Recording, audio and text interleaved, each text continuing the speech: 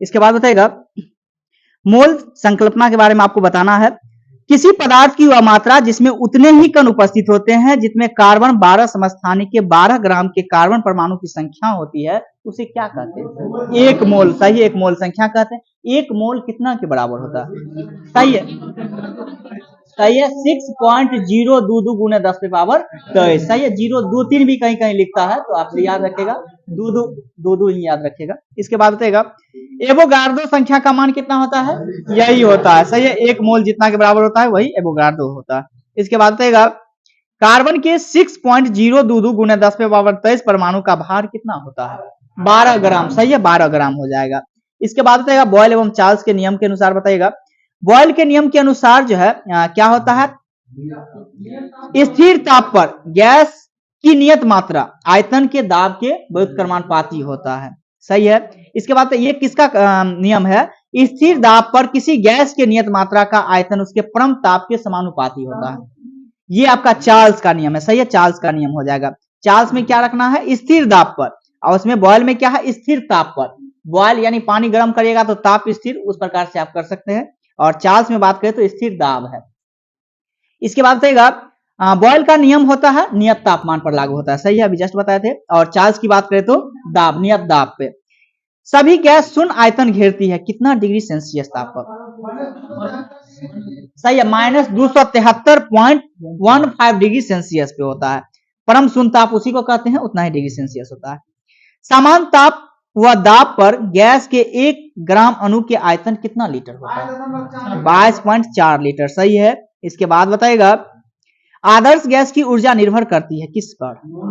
Gas की मोल की संख्या पर। सही है, मोल की संख्या पर। आदर्श गैस का समीकरण क्या होता है? सही है, पीवी बराबर nRT होता है। इसके बाद बताएगा गैसीय समीकरण पीवी बराबर nRT में R क्या प्रदर्शित करता है? एक मोल गैस को प्रदर्शित करता है R ये। इसके बाद बताएगा पदार्थ के भौतिक अवस्था में परिवर्तन होता है, उसे रासायनिक गुण में नहीं, ये छोड़िए। इसके बाद बताएगा एक नया पदार्थ प्राप्त होता है जो मूल पदार्थ के रासायनिक एवं भौतिक गुण में पूर्णतः भिन्न होता है, ये क्या कहलाता है? कौन सा परिवर्तन है?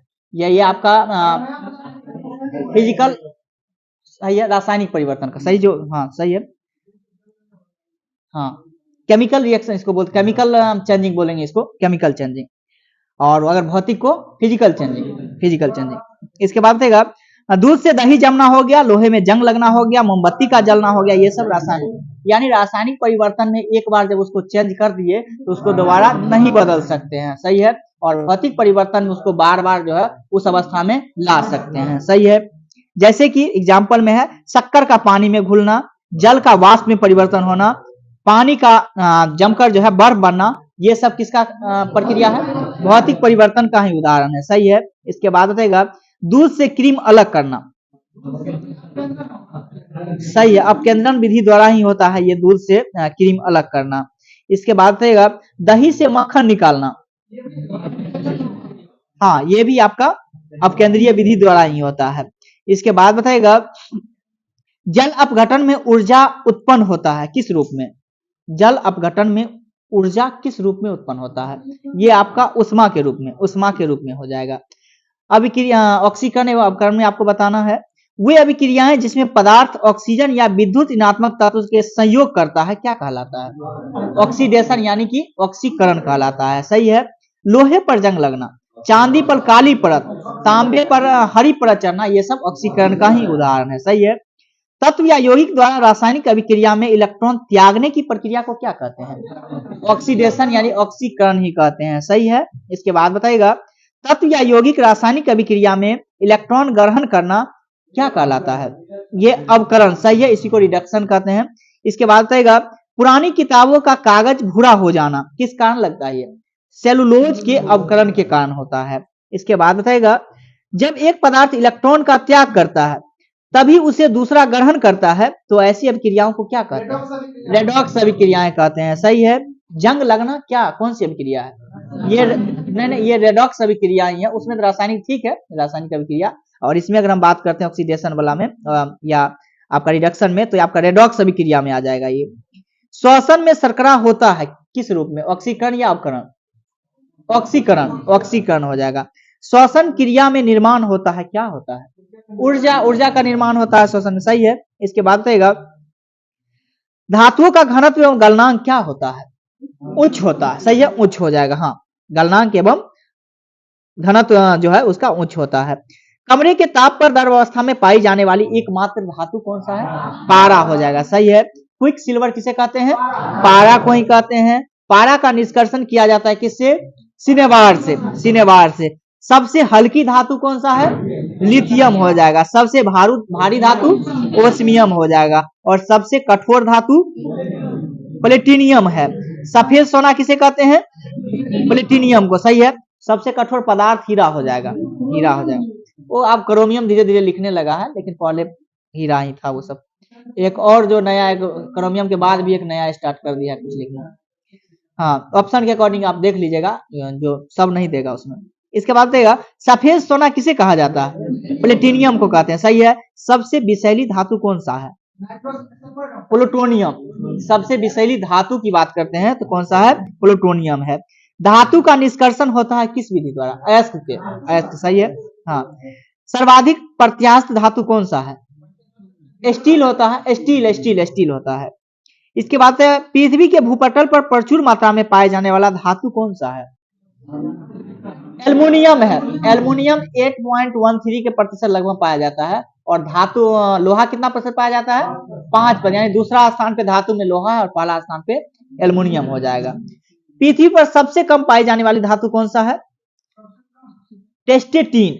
टेस्टेटीन नाम की धातु है जो कि पृथ्वी पर सबसे कम मात्रा में पाया जाता है, टेस्टेटीन। भूपटल पर सर्वाधिक मात्रा में पाए जाने वाला तत्व कौन सा है? ऑक्सीजन, ऑक्सीजन हो जाएगा। और दूसरा बात करें तो सबसे अधिक सिलिकॉन, सिलिकॉन हो जाएगा दूसरा।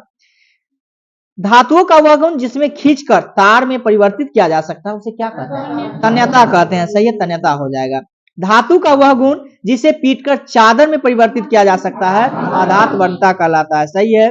इसके बाद बताएगा सबसे आधात वर्ण्य धातु कौन सा है? सोना हो जाएगा, सही है। इसके बाद आशा की धातु कौन सा है? यूरेनियम, सही है। आशा की धातु यूरेनियम। और भय का धातु प्लूटोनियम, सही है, प्लूटोनियम हो जाएगा भय का। भविष्य का धातु टाइटेनियम, भविष्य का धातु टाइटेनियम हो जाएगा। चाकू से काटी जाने वाली प्रमुख धातु सोडियम है, लिथियम है, पोटेशियम है। ये सब जो है चाकू से काटा जा सकता है। सोडियम की अधिकता से रक्तचाप क्या होता है? घटता है या बढ़ता है? बढ़ता है। सोडियम की अधिक मात्रा हो जाने से रक्तचाप जो है बढ़ने लगेगा। सोडियम की परमाणु क्रमांक कितना होता है? 11 होता है, सही है। सोडियम की खोज किसके द्वारा किया गया था? एम्प्री डेवी के द्वारा 1807 में किया गया था। सोडियम को संग्रहित कहाँ किया जाता है? मिट्टी के तेल या केरोसिन के तेल, उसी को बोलते हैं। हाँ, सोडियम के जल में डालने से कौन सी गैस उत्पन्न होती है? हाइड्रोजन गैस, सही, हाइड्रोजन। पनडुब्बी जहाज या अस्पताल आदि में बंद हवा में शुद्ध करने का उपयोग होता है कौन सा गैस? सोडियम पर ऑक्साइड का प्रयोग करते हैं। सोडियम पर ऑक्साइड का धातु है ये, सोडियम पर ऑक्साइड। इसके बाद बताइएगा धातुओं का राजा किसे कहा जाता है? सोना को। शुद्ध सोना कितना कैरेट का? 24 कैरेट का। आभूषण बनाया जाता है कितना कैरेट का? 22 कैरेट का, सही है। वो शुद्ध सोना बहुत मुलायम होता है, इसलिए उसमें तांबा मिलाया जाता है उसको कठोरता, या उसी में जो है सो चांदी भी मिला देते हैं। 18 कैरेट सोने में शुद्ध सोना कितना होता है? 75%। निकाल सकते हैं 18/24 गुना 100 करके, इस प्रकार से निकल जाएगा। इसके बाद बताएगा कृत्रिम सोना कौन सा है? Rolled gold. रोल्ड गोल्ड जो है कृत्रिम सोना है। क्या चीज? हाँ, रोल्ड गोल्ड आपका जो है कृत्रिम सोना है, यानी मानव के द्वारा बनाया गया है वो। इसके बाद बताएगा रोल्ड गोल्ड मिश्र धातु किसका किसका? रोल्ड गोल्ड किसका किसका? तांबा और एल्युमिनियम का ये मिश्रण है, तांबा और एल्युमिनियम का है। इसके बाद बताएगा हाँ, सोना का लैटिन नाम क्या है? ओरम है। इसका संकेत कैसे लिखते हैं? AU से लिखते हैं, सही है। झूठा सोना किसे कहते हैं? आयरन सल्फाइड को या आयरन पायराइड्स को कहते हैं, या बेवकूफों का सोना भी इसको कहते हैं। इसके बाद सोने को घोला जा सकता है किसमें? सही है, एक्वारेजिया उसी को बोलते हैं, यानी कि वो आपका एक तो सल्फ्यूरिक तथा नाइट्रिक एसिड में भी, और एक HCl का भी जो अम्ल होता है, नाइट्रिक एसिड एवं HCl दोनों के हाँ मिश्रण, यानी 3:1 में जब मिलाते हैं तो वो घुल जाता है उसमें। चांदी का लैटिन नाम क्या है? अर्जेंटम, सही, अर्जेंटम हो जाएंगे। इसके बाद बताएगा विद्युत एवं उष्मा का सर्वोत्तम चालक कौन सा है? चांदी, सही है। उष्मा का न्यूनतम चालक कौन सा है? चांद, सीसा, सीसा जो है न्यूनतम हो जाएगा आपका सीसा। हॉर्न सिल्वर कहलाता है कौन सा? हॉर्न सिल्वर जो है सिल्वर क्लोराइड को हाँ सिल्वर क्लोराइड हो जाएगा, हॉर्न सिल्वर के नाम से जानते हैं। कृत्रिम वर्षा के लिए प्रयोग में लाया जाता है किसको? सही है, सिल्वर आयोडाइड का प्रयोग करते हैं, AgL का प्रयोग करते हैं। इसके बाद देगा मतदान के समय मतदाताओं की उंगली पर निशानी लगाया जाता है, वो किसका? सिल्वर नाइट्रेट का प्रयोग करते हैं, सिल्वर नाइट्रेट का प्रयोग करते हैं। कागज पर पुराने उंगलियों के चिन्ह करने के लिए किसका प्रयोग करते हैं? सिल्वर नाइट्रेट के घोल का प्रयोग इसमें करते हैं। इसके बाद रहेगा सोना एवं चांदी को शुद्धिकरण प्रयोग किया जाता है, सही है, HNO3 यानी कि उसी को नाइट्रिक अम्ल कहते हैं, HNO3 को ही। चांदी की सतह काला कर देता है किस कारण? ओजोन गैस के कारण, ओजोन गैस के कारण जो है चांदी काला हो जाता है। इसके बाद अधातु के गुण में बताइएगा विद्युत का कुचालक होता है, लेकिन एक अपवाद का है जो कि चालक होता है, कौन सा है वो? ग्रेफाइट है, सही, ग्रेफाइट हो जाएगा। कमरे के तापमान पर द्रवावस्था में पाए जाने वाला एकमात्र अधातु कौन सा है? ब्रोमीन हो जाएंगे। पीरक नाशी के रूप में जो है किसका प्रयोग करते हैं? ब्रोमीन का ही प्रयोग करते हैं पीरक नाशी के रूप में। ठोस वाष्पशील अधातु है कौन सा? ठोस है, वाष्पशील है, अधातु कौन सा है? आयोडीन, आयोडीन है। किस अधातु में धातुई चमक पाई जाती है? यही आयोडीन में जो है धातु जैसी इसमें चमक पाई जाती है आयोडीन में। सबसे भारी गैसीय अधातु तत्व कौन सा है? रेडॉन हो जाएंगे। वायुमंडल में नाइट्रोजन का प्रतिशत कितना प्रतिशत है? 78%, सही है। वायुमंडल गर्म होता है किस विधि द्वारा? संवहन विधि द्वारा होता है, सही है। नाइट्रोजन स्थिरीकरण में भाग लेता है कौन सा? राइजोबियम, राइजोबियम भाग लेता है, सही है। राइजोबियम जो पाया जाता है कौन से पौधा में? दलहनी पौधा में पाया जाता है, सही है, दलहनी पौधा के जड़ों में पाया जाता है। कृत्रिम गर्भधारण के लिए बैल या सांड के वीर्य को रखा जाता है कौन सा गैस में? द्रव नाइट्रोजन में, द्रव नाइट्रोजन में रखा जाता है, सही है। इसके बाद बताएगा अमोनिया का निर्माण किस विधि द्वारा होता है? हैवर विधि को द्वारा होता है, सही है, हैवर विधि हो जाएगा। रेफ्रिजरेटर में जल को ठंडा करने के लिए किसका प्रयोग करते हैं? किस गैस का? किस गैस का? अमोनिया गैस का प्रयोग करते हैं, अमोनिया, अमोनिया हो जाएगा। श्वेत या पीला फास्फोरस को स्वतः जलने से बचने के लिए कहाँ रखा जाता है? जल में डुबाकर रखा जाता है, सही है। दिया सलाई में किसका प्रयोग करते हैं? लाल फास्फोरस का प्रयोग करते हैं, सही है। युद्ध के समय धुएं या पर्दा बनाने के लिए किसका प्रयोग करते हैं? फास्फीन का, फास्फीन का प्रयोग करते हैं, सही है।